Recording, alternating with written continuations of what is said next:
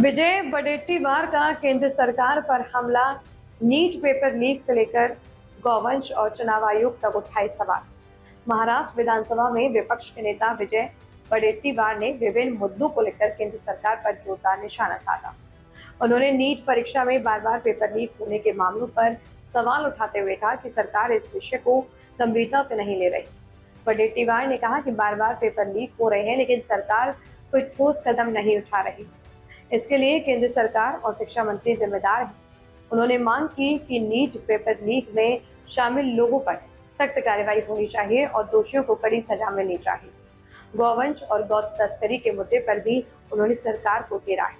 उन्होंने कहा कि देश में बेरोजगारी, महंगाई, पेट्रोल, डीजल, खाद और किसानों की समस्याएं बढ़ रही हैं, लेकिन जनता का ध्यान दूसरे मुद्दों की ओर मोड़ा जा रहा है। वडेट्टीवार ने आरोप लगाया है कि गौ तस्करी रोकने की बात करने वालों को पहले बीफ एक्सपोर्ट के मुद्दे पर कार्रवाई करनी चाहिए। उन्होंने कहा कि यदि गौ तस्करी रोकने के लिए कानून बनाया जाता है तो किसानों के लिए भी आर्थिक व्यवस्था होनी चाहिए। उन्होंने किसानों को आर्थिक सहायता देने की मांग भी चाहिए। वहीं पश्चिम बंगाल चुनाव और वोटर लिस्ट के मुद्दे पर भी विजय वडेट्टीवार ने बयान देते हुए चुनाव प्रक्रिया को लेकर सवाल खड़े कर दिए। उन्होंने कहा कि कांग्रेस कार्यकर्ताओं को बूथ स्तर पर सक्रिय किया जाएगा ताकि किसी भी मतदाता का नाम सूची से हटने ना पाए। इसके लिए पूरे महाराष्ट्र में अभियान चलाने की बात भी कही गई है। मामला सामने आया। नहीं, नीट की परीक्षा में आज नहीं हुआ, ये तो पिछले 13 साल के बाद 25 बार पेपर लीक हुआ है। 25 बार क्या कर रही है केंद्र सरकार? क्या गंभीर नहीं है इस बच्चों के भविष्य को लेकर? बार बार अगर पेपर लीक होता है और इस स्थिति में सरकार का कोई उसके ऊपर एक ठोस कदम नहीं उठाती सरकार, तो इसके लिए सरकार जिम्मेदार है, धर्मेंद्र प्रधान जिम्मेदार है। उनके जो भी लीकेजेस है उस सिस्टम में, जो उनको अपॉइंटमेंट किया गया था उस पेपर के बनाने के लिए, पेपर तैयार करने के लिए, इसमें उस लीकेज को ध्यान देने का गंभीर से ध्यान देने की जिम्मेदारी शिक्षा मंत्री की थी, केंद्र सरकार की थी।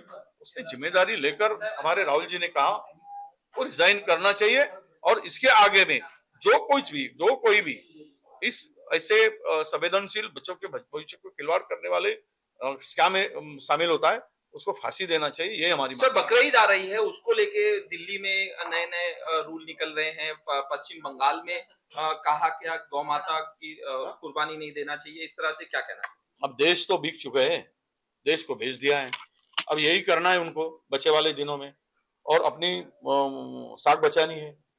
ये इनको हिंदू मुस्लिम करते रहो, मंदिर मस्जिद करते रहो, भारत पाकिस्तान करते रहो, चाइना का नाम लेने के लिए तो इनकी फटती है सबकी, वो तो करते नहीं। चाइना घुस गया है तो मानते नहीं। अब इसी मुद्दों को लेकर आज जो किसान परेशान है, युवा परेशान है, सब देश में डीजल पेट्रोल का शॉर्टेज है, किसान अभी खाद का प्रॉब्लम हो जाएगा इस साल में। सूखा भी ये पानी का अकाल होने, सूखा गिरने वाला है, बारिश कम होने वाली है, अल नीनो का प्रॉब्लम होने वाला है। इसमें उपाय योजना करने में एनर्जी सरकार लगाए, ये फालतू के धंधे करने से। आखिरी सवाल, महाराष्ट्र में निकाला है उसको क्या कहेंगे? और नहीं, ये देखो, ये भावनाओं के साथ में बोगस बर्थ सर्टिफिकेट, नहीं देखो, ये सब बातों को लेकर अभी आप गो तस्करी की बात के लेकर मकोका की बात करते हो। आप केंद्र सरकार के पहले ऊपर कार्रवाई होनी चाहिए। जैसे बीप में आज देश 1 नंबर में क्यों पहुंचा? कई 7-8 नंबर पे था, तो आज 1 नंबर पे आया है बीप एक्सपोर्ट में। तो आप लोग उसमें शुरुआत करो, उनके ऊपर कार्रवाई की। आप ही बेचोगे, आप ही पैसे कमाओगे, आपकी तिजोरी भरोगे, आपके दोस्तों को बांटोगे और फिर उसे ऊपर से बोलेंगे कि गो तस्करी रोकनी चाहिए। तो इसका मतलब कि गो तस्करी रोकने के लिए कानून बनाने के लिए हमारा कोई विरोध नहीं है, पर वो जो किसान बेचता है अपना जानवर और वो परेशान है, नहीं पाल सकता है, तो उसके लिए व्यवस्था करे। साथ साथ ये भी व्यवस्था होनी चाहिए, नहीं तो 5,000 रुपए या 2,000 रुपए हर जानवर के पीछे दे सरकार किसानों को, कभी किसान अपना जानवर नहीं बेचेगा। ऐसा 10,000 बोगस बर्थ सर्टिफिकेट मिले हैं और ये कांग्रेस उद्धव ठाकरे के कार्यकाल में हुआ है। ऐसा यही तो साथ में थे ना, उनके मलाई खाते वक्त साथ में, अभी अभी उनके आरोप लगाते हैं।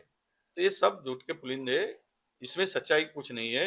अगर है तो कार्रवाई करे, गलत है तो कार्रवाई के लिए कोई भी कार्रवाई कर सकता है, उन्होंने कार्रवाई करना चाहिए। 12 साल से क्या अभी सोए थे क्या सरकार? एसआईआर को लेके आज मीटिंग कर रहे हैं आप, कांग्रेस के सभी वरिष्ठ नहीं, नेता एसआईआर हैं में जो अभी देखो, पश्चिम बंगाल तो बेईमानी से जीता है, ईमानदारी से जीता है। वो 92 लाख वोटर्स वहां से डिलीट किया गया।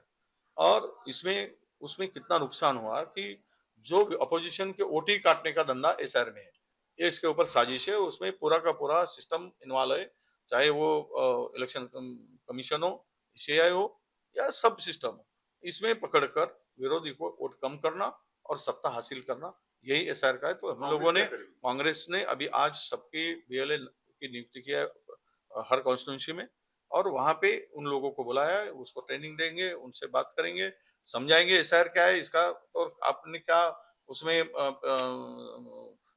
आगे उतरकर उसको कैसा रोका जाए, जो वोटर से नाम डिलीट नहीं होना चाहिए उसके लिए क्या उपाय योजना करनी चाहिए, बीएलए जो हम लोग युद्ध के लिए नियुक्त करेंगे उसके वहां तक की ट्रेनिंग देने का काम